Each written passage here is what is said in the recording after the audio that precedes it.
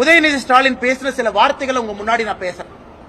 இந்த மாவட்டத்தை சார்ந்த முன்னாள் முதலமைச்சர் அண்ணன் எடப்பாடி பழனிசாமி அவங்களை பத்தி என்ன சொன்னாங்கன்னா, விட்டால் எடப்பாடி பழனிசாமி அவர்கள் சசிகலா அம்மையார் காலுக்குள் ஊர்ந்து சென்றிருப்பார். இவர் எடப்பாடி அண்ணன் பத்தி கொடுக்கிற சர்டிபிகேட்.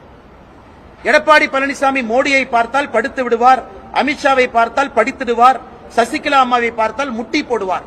இது உதயநிதி ஸ்டாலின் அவர்கள் உதிர்த்த ஒரு பொன்மொழியில, பல பொன்மொழியில இது ஒன்று.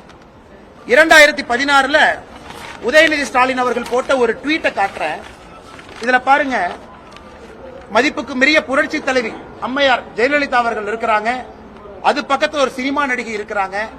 அதை தன்னுடைய முகநூல் பதிவுல 2016 போட்டு மக்கள் நேசிக்கக்கூடிய புரட்சி தலைவியை கொச்சைப்படுத்தினார். அன்புமணி ராமதாஸ் ஐயா ஓபிஎஸ் அவர்களுடைய டயர் நக்கின்னு சொன்னார். இதெல்லாம் அவர் சொன்ன பொன்மொழிகள்ல சில. இனிமேல் பாரத பிரதமர் நரேந்திர மோடி அவர்களை 29 பைசா மோடின்னு சொல்லுவேன். 2021 தேர்தல் பிரச்சாரத்தில் அருண்ஜேட்லியும் சுஷ்மா ஸ்வராஜையும் கொன்றவர் மோடி. நாங்க ஒன்னும் உங்க அப்பா வீட்டை காசை கேட்கல. இது யார்? நிர்மலா சீதாராமன் அவங்களை பார்த்து சொன்னது. கவர்னரை மக்கள் செருப்பால் அடிப்பாங்க. அதனால உதயநிதி ஸ்டாலின் அவர்களுக்கும் தரத்துக்கும் நார்த் போலுக்கும் சவுத் போலுக்கு இருக்கிற தூரம் தான். தரம் இல்லாத ஒரு அரசியல்வாதி தமிழ்நாட்டில் இருக்காருன்னா அது உதயநிதி ஸ்டாலின். தாத்தா பேரை அப்பா பேரை வச்சு ஓட்டிக்கிட்டு இருக்காங்க. நாங்கள் கேட்பது அடிப்படையில் ஆதாரத்தோடு கேள்வி கேட்கிறோம்.